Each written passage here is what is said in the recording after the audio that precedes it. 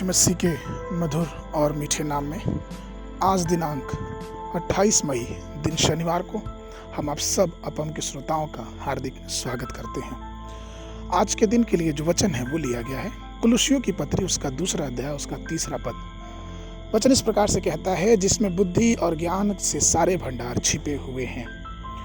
प्रभु में मेरे प्रिय लोगों,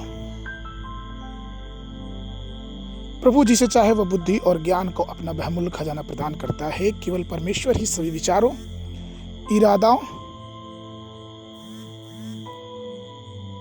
कार्यों और कामों को जानता है और उनमें कुछ भी छिपा नहीं।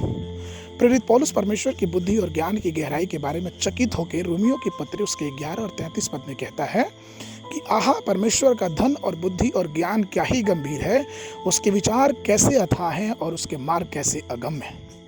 जब आप इस ज्ञान के प्यासे होंगे तो ईश्वर आपको उस ज्ञान की आवश्यकता के अनुसार आपकी पूर्ति करेगा।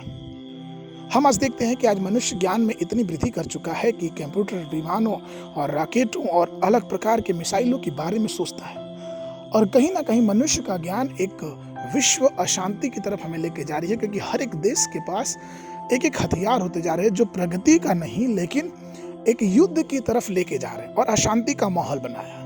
लेकिन जब हम परमेश्वर के आध्यात्मिक ज्ञान की बात करते हैं तो वो आध्यात्मिक ज्ञान सर्वश्रेष्ठ, शाश्वत और महान और स्वर्गीय शांति प्रदान करता है।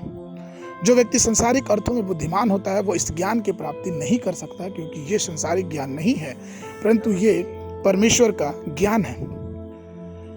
प्रभु के वचन के अनुसार बुद्धि और ज्ञान की बातों को 6 प्रकार से अलग अलग बातों में बांटा गया है।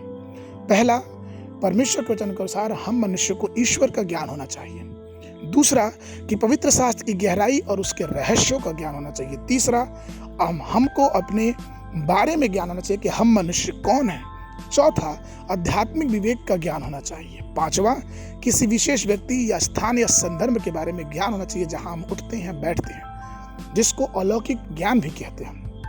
छठवा, स्वर्ग और अधलोक और आत्माओं की दुनिया के विषय में हमें ज्ञान होना चाहिए। ज्ञान अगम्य है, संसारिक ज्ञान की बात नहीं, लेकिन स्वर्गीय ज्ञान की बात है, क्योंकि जब तक हमारे जीवन में स्वर्गीय ज्ञान, स्वर्गीय अनुग्रह नहीं आएगा, हमारा जीवन आगे की तरफ नहीं बढ़ पाएगा। पवित्र शास्त्र नीति वचन की पुस्तक उसके 28 उसके 5 में कहता है, बुरे लोग न्याय को नहीं समझ सकते परंतु यहोवा को ढूंढने वाले सब कुछ समझते हैं। यह केवल इस प्रकार के स्वर्गीय ज्ञान के द्वारा ही होगा कि कुछ प्रचारक सुसमाचार सम्मेलन में विशाल सभाओं में लोगों के नाम को लेकर भविष्यवाणी करते हैं। यह किस प्रकार से होता है? यह इसलिए होता है क्योंकि उन्होंने परमेश्वर के अगम्य ज्ञान की गहराई को समझ लिया है। तो प्रभु के लोग, आइए हम भी अपने जीवन में विभिन्न प्रकार के व्यक्तियों से मिले, विभिन्न प्रकार की बातों को ग्रहण तो करें, लेकिन उसके साथ साथ आइए हम स्वर्गीय ज्ञान की खोज में रहें। हम उस खजाने की खोज में रहें जिससे अनंत जीवन हमारा हो जाए, जिससे हम ये जाने कि परमेश्वर हमसे बहुत प्यार करता है। जिस प्रकार से यूहन्ना की पत्री उसके 2 अध्याय उसके 25 पद में लिखा है कि और उसने प्रयोजन न था कि मनुष्यों के विषय में कोई गवाही दे, क्योंकि वह आप ही जानता था कि मनुष्य के मन में क्या है। अर्थात यीशु मसीह को मनुष्य के हृदय और मनों की बातों तक के बारे में ज्ञान था।